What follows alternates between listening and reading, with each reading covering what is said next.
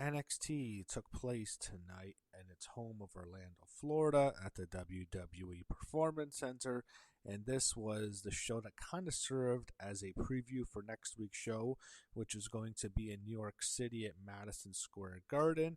I don't believe they're calling it Roadblock like they did last year, because last year's show, which was Roadblock, one of the best NXT episodes of all time, was my favorite NXT event of the year. I thought it was great. So there's no way in hell they're going to top that with this card, but I do think they're doing a very good job of actually building up Stand and Deliver, and they really haven't had any time to build it because whoever booked this, I almost get the impression that they moved Stand and Deliver to St. Louis late.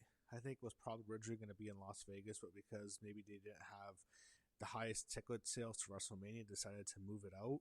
But for Stand and Deliver, it's positioned too closely to the New York City show, the MSG show, and it's just, if they were going in the beginning of the year, I don't think they would have booked everything like that. I think they had some issues with ticket sales, which is why they moved things around. But let's talk about this NXT show.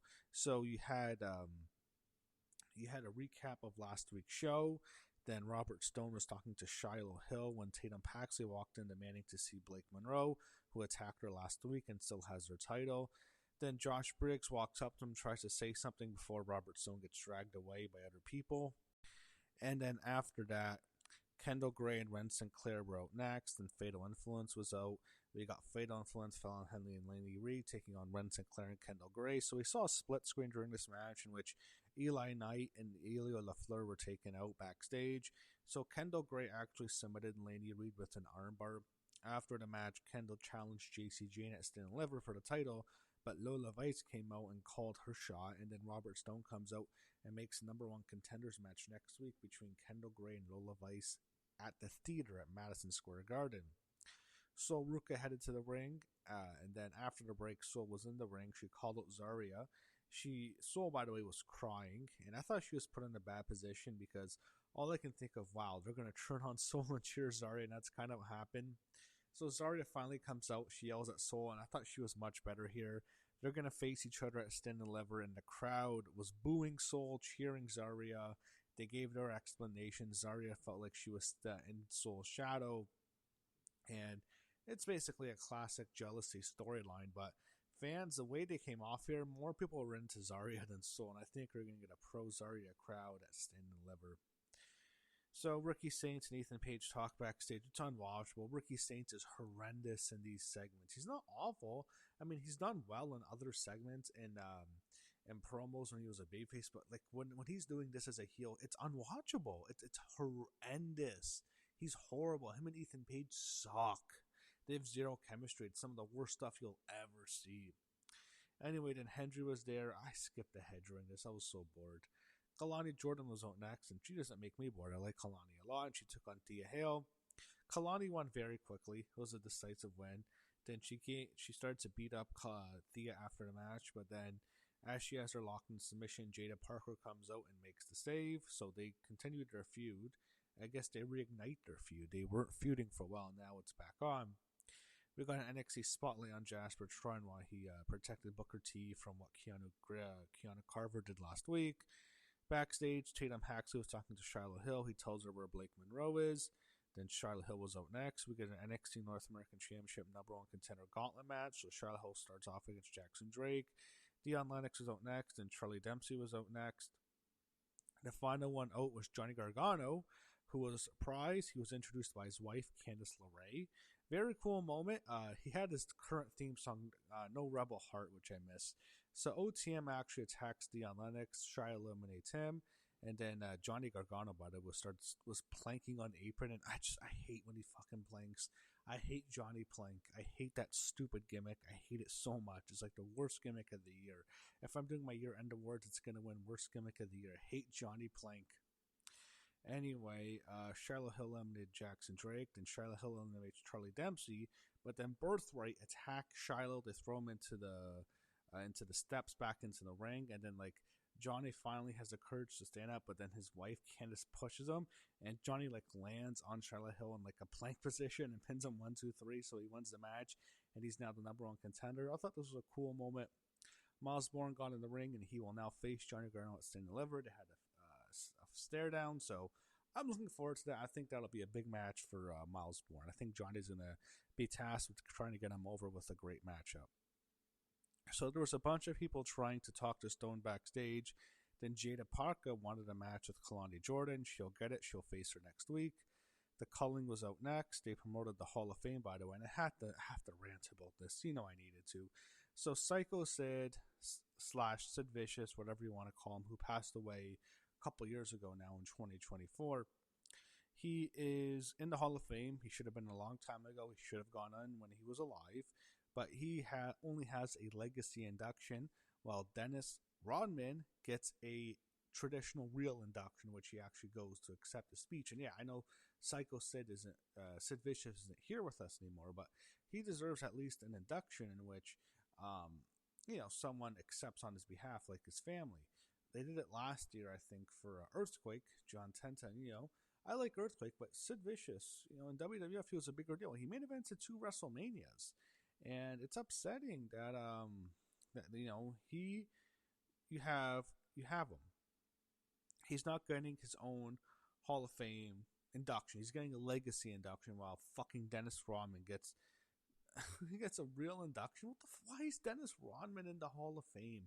This is so fucking stupid. Dennis Rodman, it's like fuck TKO. I know Nick Khan got the cons mixed up. I know he's connected to the sports world with ESPN. He probably thinks it's a big deal. My God, in 2026, no one gives a fuck about Dennis Rodman. 1996, okay, and he didn't do anything in WWF. He was a WCW guy. If WCW was still around, they want to do a Hall of Fame, you want to put Dennis Rodman in, fine, no problem. But, just the whole thing annoys the fuck. Why is he there? Anyway. So they did an NXT spotlight on Tiffany Stratton. Sarah Schreiber interviewed OTM after they attacked Dion Lennox. They will face next week, and then Santana Garrett will be their partner, and it's going to be a 6-man tag. And we got a video promo from Santana on NXT. Los Americanos were a surprise, who are going to replace Elio and Eli. And we get an NXT Tag Team Championship #1 contender tournament first round match, Colinga against the Americanos. So Booker, by the way, really put over Sid on commentary on how he got his break with him in WCW. Having a solid matchup. I don't care about the Americanos. They got the win. I wish they can just be Pete Dunne and Tyler Bate, but it is what it is. So Birthright stood on the podium as they stared them down. Keanu was talking to Robert Stone in his office. Briggs walks in. He volunteers to be the referee in the match with Keanu Carver against Jasper Troy. Tatum Paxley is walking down the hotel hallway looking for Blake Monroe. When we come back, Blake Monroe was in her bathtub. She's taking a bubble bath. Wouldn't mind seeing more of that. It's okay. Blake Monroe in her bathtub in her hotel. When Tatum Paxley arrives and she knocks on the doorway, Blake thinks it's room service, but then Tatum attacks her in between the door. I'm thinking, why even go to her hotel room just to grab her by the door? I thought she was actually going to go in and drag her out of the bathtub and beat her up or something like that, because that's kind of Tatum's kind of crazy like that, or at least take the belt. But that's not what happened at all. I'm thinking that's strange. I thought they were going to do a segment where she at least beats her up in the hotel room. They couldn't do something like that. They didn't even do that. It seemed like a waste to even do that, to even shoot there. Why? Do a segment like that. But it's a fun segment to do. They don't do that much anymore. The last time I think they did that was, I think Mandy Rose was in the hotel room and Naomi was feuding with her, something like that. That's a while ago. They might have done something more recent. That's all I can really think of. Mandy Rose, she hasn't been with the company in years. So it's been a while since they've done an angle like that. They promote Sexy Red at St. and Delivered, and they preview next week's show. So Ricky Saints, the loser, was out next. Then Tony D came out for the main event.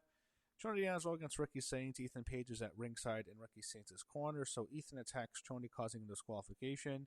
Joe Hendry makes a save. He hit a standing ovation to Tony D'Angelo's, which is revenge for Tony attacking him in previous weeks. He eventually sets up a fit on 4 rematches to deliver. That's obvious where they were going.